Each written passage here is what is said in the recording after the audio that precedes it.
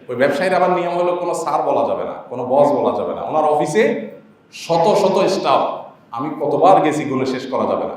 ওখানে স্যার বললে ফাইন, খবর আছে, কেউ কাউকে স্যার বলতে পারবে না, সবাই সবাইকে ভাই বলবে, মালিকও ভাই, কর্মচারীও ভাই। আরো মজার বিষয় হলো ওনার অফিসের টেবিলগুলোর কোনো টেবিলের কোনো বিশেষ সাইজ নাই, পুরা বিশাল বড় ভবন, পুরা বিল্ডিং এর সমস্ত টেবিল সমস্ত চেয়ার একরকম। তো সেখানে ভাই ছাড়া কিছু বলার সিস্টেম নাই। এদেশেও কিছু ভালো মানুষ আছে, আমরা চিনি না, জানি না, বা তাদের কদর আমরা করতে পারি না। আল্লাহ রাব্বুল আলামিন শত শত কোটি টাকার ব্যবসা বাণিজ্য দিয়ে রেখেছেন, অনেক বড় ব্যবসায়ী, হাজারো মানুষ তার অধীনে কাজ করে। তো ওনার বাসায় একবার দাওয়াত দিয়েছেন, আমি গেলাম। ওনার 2-3 জন গাড়ি চালক আছে, 2-3টা গাড়ি যেগুলো ওনার ফ্যামিলির আত্মীয় স্বজনদের ব্যক্তিগত কাজে ব্যবহার হয়। তো এই গাড়ি চালকদের সাথে আমাদের ভালো সম্পর্ক, চেনা জানা, আসা যাওয়া যেহেতু অনেক। তো খেতে বসছি, আর আমাকে ড্রাইভাররা বললেন, গাড়ি চালকরা বললেন, হুজুর একটা আবদার আছে আপনার কাছে। ভাই কি আবদার বলেন? ভাই সামনে বসা, বলে ভাইকে একটু বলেন গাড়িটা চেঞ্জ করতে হবে।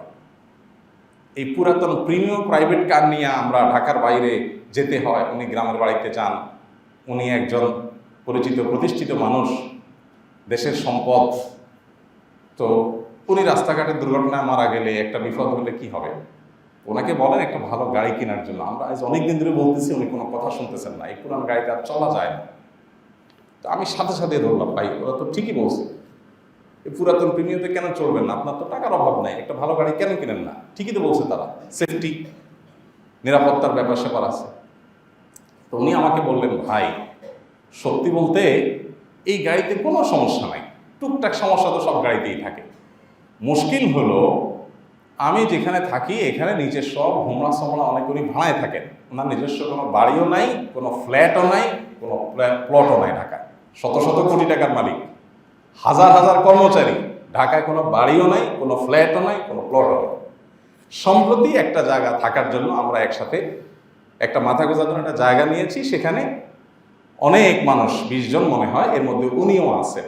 সেটা শুধুমাত্র দিনই কারণে একটা শেয়ার নিছেন, তাও আমাদের সাথে। তো আমি প্রসঙ্গত ওনাকে জিজ্ঞেস করলাম, ভাই নাই কেন, সমস্যা কি? একটা ফ্ল্যাট থাকার জন্য থাকতেই পারে। উনি বললেন যে ভাই ফ্ল্যাট মালিক বা বাড়ি মালিকের একটা ভাবসাব চলে আসে, অহংকার চলে আসে। এখন আমি এখানে মনটা ছোট, আমি ভাড়াটিয়া, এরা সবাই ফ্ল্যাট মালিক, এখানে এক একটা ফ্ল্যাটের দাম অনেক টাকা, নিরাপত্তার জন্য এখানে থাকি। তো আমি ফ্ল্যাট মালিক না, এই কারণে আমার মধ্যে একটা মনটা ছোট থাকে। মসজিদে আসি আমি বিনয়ের সাথে, কারণ বাড়িওয়ালা না, আমার ভাবসাব নাই। তো আমি শুনে অবাক হয়ে গেলাম। গাড়ির বিষয়ে বলতেছেন যে ভাই এখানে সবাই খুব চকচকা গাড়ি বাইর হয়, তো সব ল্যান্ড ক্রুজার, BMW, এটা সেটা বের হয়।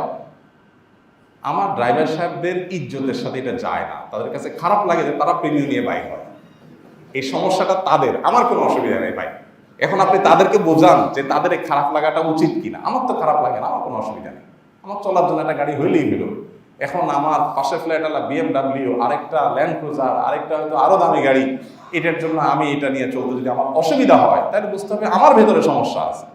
শেষ পর্যন্ত উনি গাড়ি কিনলেন না, বহু চাপাচাপির পর সত্যি গাড়ি নষ্ট, সত্যি সমস্যা, তারপর একটা গাড়ি কিনছেন কোনো রকম, তাও মালয়েশিয়ান, ভালো কোনো দামি গাড়ি না। তো ভাইরা আমার, অহংকার এবং বিনয় এটা কিন্তু মানুষের কাজে কর্মে প্রকাশ পেয়ে যায়, আচার আচরণ দ্বারায় প্রকাশ পেয়ে যায়। আপনি যে কোনো চেয়ারে বসতে চান না, আপনি সামনে না বসে পিছনে বসাইলে আপনার ইজ্জতে লাগে, অহংকার। এগুলো অহংকারের সিমটম, ক্যান্সারের মতো, বোঝা যায় না, অনেক দেরিতে ধরা পড়ে। আপনি ভিতরে অহংকার লালন করছেন যে আপনি টেরই পাচ্ছেন না, নিজের অজান্তে অহংকার করছে। এই জন্য নিজেকে বিনয়ী করার চেষ্টা করা। আল্লাহ তাআলা আমাদেরকে ছোট থেকে বেঁচে থেকে নবী করিম সাল্লাল্লাহু আলাইহি ওয়াসাল্লামের অনুসারী হিসেবে বিনয়ী হওয়ার তৌফিক দান করুন। আস-সুন্নাহ ফাউন্ডেশন, উম্মার স্বার্থে সুন্নাহর সাথে।